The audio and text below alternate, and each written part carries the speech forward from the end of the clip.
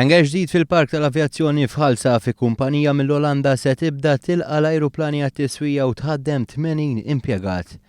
L-inawgurazzjoni ta' dan il-hangar saret mill-Prim Ministri ta' pajjiżna u l-Olanda li simbolizzaw il-post minn fejn ġej l-investiment u dak minn fejn ġejjin il-ħaddiema u fejn l-investiment ta' 15 miljun euro se jiżviluppa.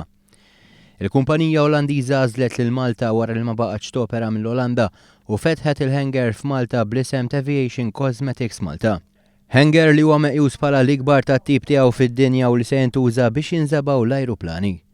Il-Prim Ministru Olandiz Mark Rutte faħħar il-klima ekonomika Maltija filwaqt li ringrazzja s-sem tal-Malta Enterprise u l-Malta Industrial Parks li faċilitaw il-proċess ta' tranzizzjoni għal din il-kumpanija.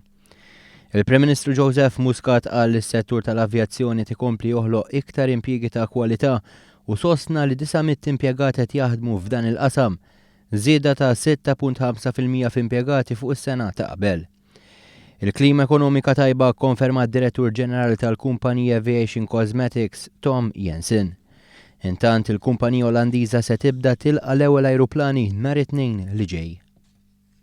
We can accommodate here the biggest Airbus 380, the double-decker, which is the biggest passenger aircraft in the world, and we are one of the very few hangars who can accommodate an aircraft like that, and especially for painting, there's nothing there actually. Why did you choose Malta?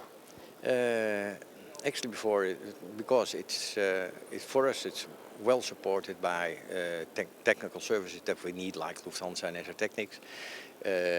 We have, and geographically, it's very good. It's south of Europe. It is still Europe.